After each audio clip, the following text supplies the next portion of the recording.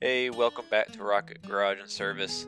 In today's video we are changing our tunnel mounted torque arm to a transmission mounted torque arm. I'm showing you some of the troubles that we had. We also changed our drive shaft yoke and our transmission tail housing to try to chase down these vibrations. So please sit back and enjoy today's video. Thanks. Oh boy. All right, we got a lot going on. So I'll start with randomness of we got everything out. Here's our new one going in. And here's our other one. So you can see the difference. The transmission mount sits, about a foot ahead of our tunnel mount. This piece would scrub everywhere. You can see I got an exhaust leak, but this piece would scrub everywhere, and it isn't even the one that curves a little bit. I wouldn't want to imagine having that on. You can see how it mounts here. It is just a bolted polyurethane brackets to another polyurethane bolt, and pretty much it is adjustable. I'll kind of show you. So you can see just scissors up and down. So you can see how this one's mounted. It actually is a slip here, just slips in, and it's going to be bolted in with a bracket either on this side or that side. And then that one torque arm is non-adjustable, so this one's non. You can see this one is. So on top of that, like I said, we're chasing a vibration. I took my old housing off for my transmission 4080. You probably can't see, but see all that shininess? It just rubs. And then on the top side, you can see it's dull where it's not rubbing. So I had a spare one of these, and I put it in. So when I rebuilt the transmission, I didn't like how the bushing on the one I put in went in. But it was solid. I hit it with a little punch. It didn't move. And I read Loctite when I put it in. And I went ahead and stocked it. So hopefully we don't have an issue with this bushing moving. See that shiny there? It looks almost black, but it's really shiny. So we got a new bushing for our tail housing. And we're just throwing parts at it. We went ahead and went with a chrome moly yoke. And this is a 1410 conversion. But this is a 1350 yoke by Sonex, and this is a 1410 set up here. So it ain't gonna be balanced, but we're just trying to see. Also, my old yoke had a lot of wear on it. It wasn't really like that polished finish, so we're thinking that might be what actually hurt the bushing. So like I said, and then plus I got a theory that our splines aren't engaging as good. Let me get my other yoke as we're talking about that and see if our splines look any different. So the camera don't do it justice. If I looked at this one, this one might look like the peaks of the spikes are a hair taller, actually. Yeah. So we might actually have better engagement. It's a theory, just throw a part at it. Well, I am worried about balance issues with a different yoke though. Now it's just getting under the car. I stripped out my transmission bolts a while ago, so I have a tap. It is a 7/16 by 20. I went to a hardware store and got 4 bolts, 4 washers, and we're going to kind of just start over. We're going to tap this out, put these new hardware in. Then that's when I can mount this. I'm not going to do any washers or anything that I was doing chasing noise. We're going to set this back to factory height with our OEM bushing for our transmission cross member and put it back. So that's kind of where we're at. Ain't nothing special under here. And yeah, let me start tapping and moving on to the next step. All right, thought I was recording and I wasn't. So been up for a few hours, couldn't sleep last night. This is an absolute pain in the butt to do. I thought that was a pain. That is so much easier to work with than this so far.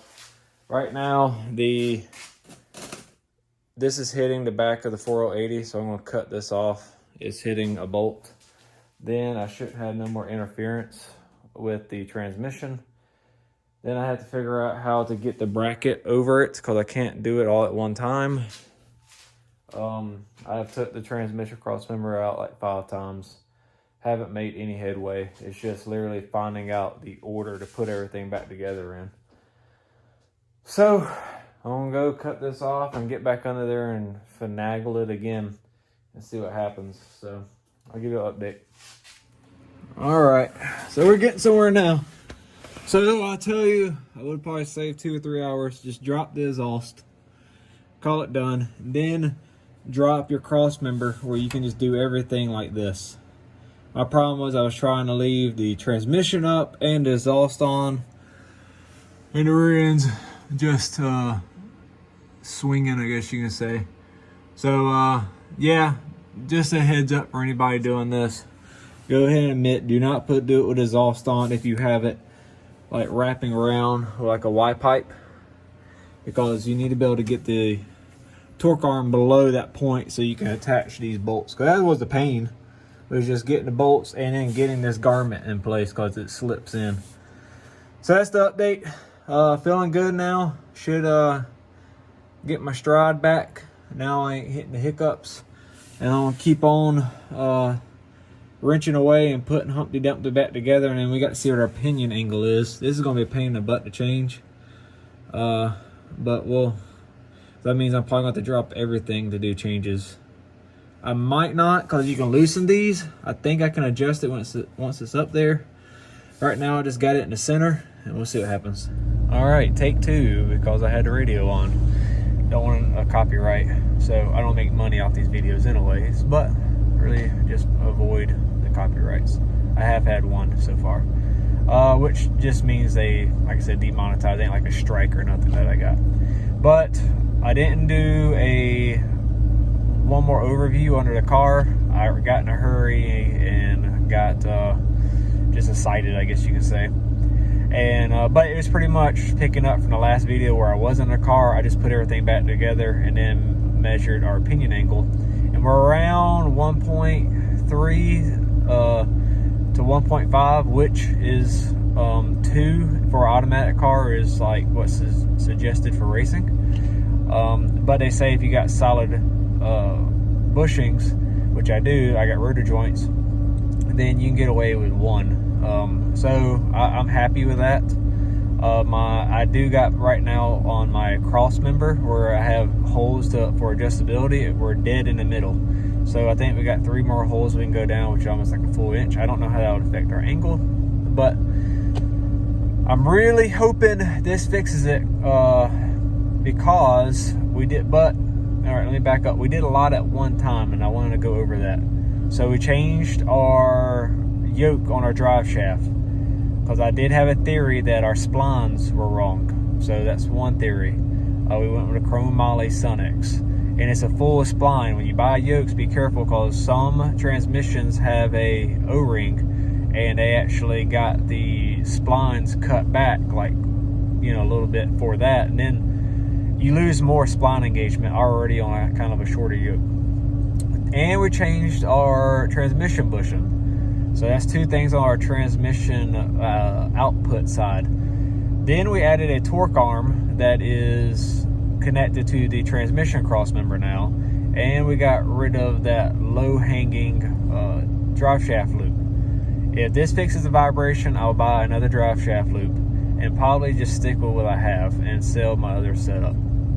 So that's where we're at. The car's running. It's at 170 degrees. I'm happy with that, and I'm gonna go for a ride and see if we got our road noise / slight vibration gone. Although this drive shaft now could be out of balance, so if I pick up a vibration, I'm still gonna be wary of drive shaft issues. But we really didn't have much of a vibration. It was more road noise that we're chasing around the 65, 70, and it actually goes away around like 85, but I'm not that type of driver. So anyways, let's go for a drive. All right, I'm gonna do an outro. Overall success.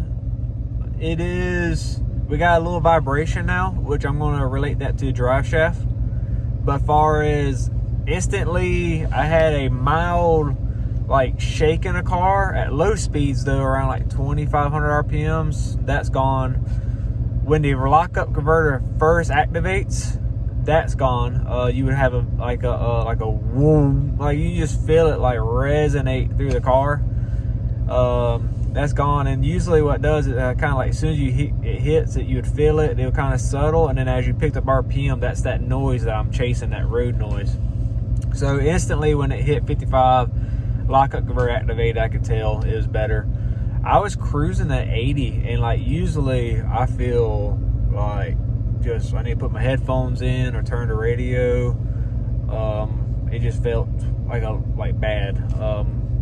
But I knew everything checked good, so I'm like, it can't be that bad. Like, what was it? So I'm really relating it to the torque arm, probably not so much the yoke. Although the transmission bushing did show wear on it, but the up and down play was almost the exact same from the old one to the new one. So my conclusion of why that one rattles, being they're both hard mounted just at different points of the car, the transmission mount is actually a slip style like yoke on it, where the tunnel mount is actually everything's bolted together. So I believe it's more of a solid hookup versus the transmission mount. So I think that slip style on the transmission allows it just the vibrations don't carry as strongly through, and that's my theory, because it really doesn't make sense that it would be any better, because you're just changing location. So and I think that's why the vibrations at low speeds and everything was a little bit better, because before that bolt, it's carrying through. I mean, everything's bolted to a bracket to another bolt that's to your member, and where that slip yoke's actually slipping, it's not torquing or twisting anything up. So the only thing is that residual up and down in that polyurethane bushing. Well, they're both polyurethane bushing, so what could be the difference? Anyway, that's my theory. Pretty happy. I will get the drive shaft balanced. I think it's like $75. And if that fixes this, guys, man, I'm going to be wanting to drive this thing so much. So the next things, now that this is fixed, I got a road trip I want to go to coming up the next few months, and I'm probably going to try to drive this car. So my next things I need is drive shaft balanced.